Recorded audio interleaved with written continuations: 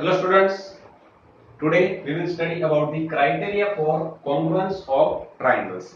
This is the topic of standard 9 chapter number 7 triangles. So in previous class we have studied about the what is the congruence of the two figures, right? How two figures can be congruent. Then we also study about the congruence of the two triangles. So we know that there are total 6 property of a triangle have 3 sides and 3 angles. So if we consider the two different triangles, then first triangle has also 3 sides, 3 angles. Second triangle has also the 3 angles and 3 sides. So it is required condition that all the 3 sides of first triangle and all the 3 sides of the second triangle must be equal. All the 3 angles of first triangle and all the 3 angles of second triangle must be equal. That means all the 6 property of one triangle is equal to the second triangle. Then only we can say that the two triangles are congruent. But whenever we have to prove, it is compulsory. Is it compulsory to check all the conditions? No. So how many conditions we have to check? We have to check only the 3 conditions, right? These 3 conditions may be either all the 3 may be the side. Out of 3, maybe 2 is the angle, 1 is the side. Out of 3, maybe 2 is the side and 1 is the angle. So which 2 angle or which 1 side we have to check, or which 2 sides and 1 or which 1 angle we have to check. That means we have to check only 3 conditions, 3 properties only. If the 3 property of one triangle will become equal to the 3 property of second triangle, then we can say that the two triangles are congruent. So very first property, or we can say that it as a rule, right? We are saying it as a rule, congruent rule. So first criteria or the rule that is stated as an axiom 7.1. It is also called as a side angle side rule. So see, 2 sides and 1 angle, only 3 property we have to check in both the triangle. So what is the statement? Statement is 2 triangles are congruent if 2 sides and the included angle of one triangle are equal to the 2 sides and the included angle of the other triangle. Right? Now only 3 conditions we have checked here. See, 2 sides and 1 angle.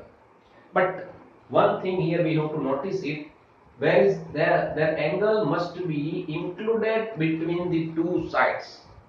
Let us understand it by taking the example. Suppose we have the two triangle ABC and PQR. Out of these two triangle, this side AB is 2 centimeter. In the same way, here also the side PQ is 2 centimeter. Side BC is 4 centimeter. Here also side QR is 4 centimeter. Angle ABC is of 50 degree. Angle PQR is also of 50 degree. So see, 2 sides and 1 angle we have to require. Here we have 2 sides in both the triangles are equal. Now we have to consider the angle. What about the angle? See, this angle B and Q both are equal. One thing here we have to keep in mind is the angle is included. Included means if these 2 sides are equal, then by this side, which angle is included here? This angle B is included between side AB and BC.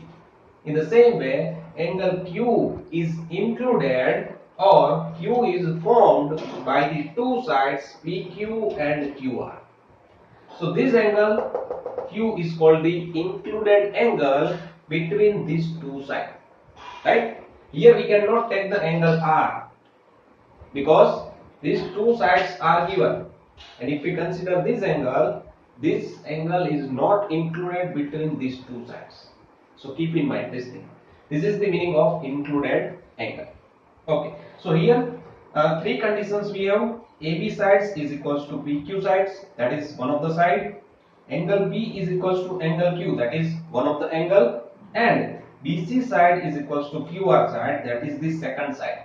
So see, all the three conditions are written as a side, angle and side.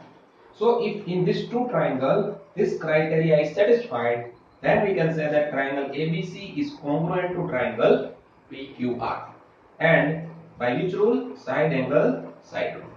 So this is the axiom 7.1.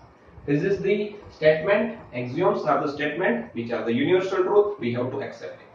So this is the first criteria of the congruent of the triangles, and that is side angle side.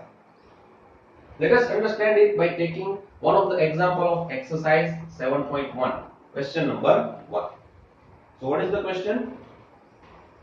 In quadrilateral ACBD, here we have given one of the quadrilateral. AC is equals to AD. Two sides we have given that are equal.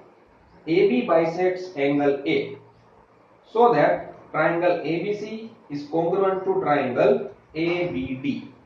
Right? See, here we have given one of the quadrilateral ACBD. In this quadrilateral, there is a diagonal AB. One thing we have given that this side AC is equals to this side AD. Right? And one more thing we have given is that AB bisects angle A. AB bisects angle A. That means this total angle CAD is bisected into the two parts. One is the angle CAB, one is this angle, and second one is DAB, this angle. Right? So angle CAB is equals to angle DAB.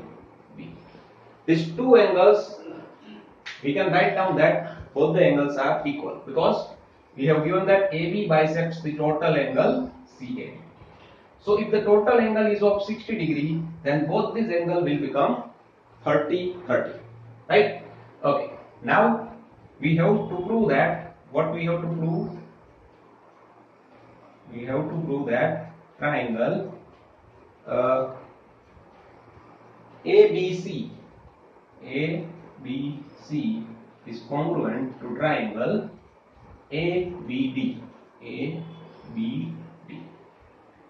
So if we want to prove both the triangles congruent, we know that the three properties we have to check.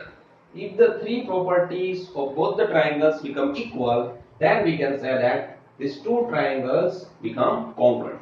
So here one of the triangle is this ABC, this part, and one is this triangle ABD, this part. Right? So see, we have given two conditions we already have. One is the condition that AC is equals to AD. See, we are taking here corresponding parts, corresponding sides. AB, first two letter. If we consider here also we have to consider, here we are considering first and third letter, AC. So here also we have to consider the first and third letter that we have written as a triangle name. So AC and AD, right? First condition is already we have given. And this is what? This is become one of the side. Right? Now the second thing is that we have given angle. See, angle CAB. Angle CAB will become equal to angle DAB. Because why both these angles are equal? Because AB is the angle bisector. AB is angle bisector. Right? Whatever we are write down here, we must have to write down its reason. This we write down. What is the reason? It is we have given. We write down this both the angles are equal. What is the reason? AB is the angle bisector. Right? So see, here we write down the name as a CAB. Third letter, first letter, second letter. Here also we have to write down in the same way. Third letter, first letter, and second letter. This is what you have to keep in mind, basically, right? Okay. Now what is this? This is side. This is the second criteria we get. That is angle. Now think about which two sides are equal now. one of the side we have taken. These two sides we do not have given that the common. We do not have given that they are equal. But AB side you can see that both the triangle have AB side is common. So here we can write down that AB is equals to, see, we are taking this two letter AB first. Here also we have to take the first two letter, and it is AB here. So AB is equals to AB. What is the reason? Common side. Common. In both the triangle, this side is common, and this is what the third criteria that we want, right? So now see, all the three criteria are there: side, angle, side. So in this two triangle ABC and ABD, two sides are equal and its included angle is also equal. Included angle means one side, if we consider triangle ABC, then one of the side is AC, another side is AB. AC and AB, and see, by AC and AB, this angle is included between these two sides. So this is the criteria is satisfying here. So we can write down that triangle ABC is congruent to triangle ABD by which rule? Side angle side, by side angle side rule, or we can say that the by axiom 7.1. So now if the two triangles are congruent, all their parts, all their corresponding parts will become equal. So here we have asked one of the question that what is about BC and BD? What we can say about BC and BD? See, all the corresponding parts are equal. So if we consider these two letters BD, BC, then here the two letters, according to that we are getting BD. That means these two sides are also equal. So one side of triangle ABC, that is BC, and one side of triangle ABD, that is BD. Both the sides will become equal. Right? What the reason we can write down here is corresponding parts but of congruent triangle. So we can write down it as a corresponding parts of congruent triangle. In short, we can write down it as a CPCT. So by CPCT, BD side and BC sides will become equal, right? So this is how we can use this side angle side rule to prove the two triangles congruent. And if the two triangles become congruent, by CPCT we can write down this thing.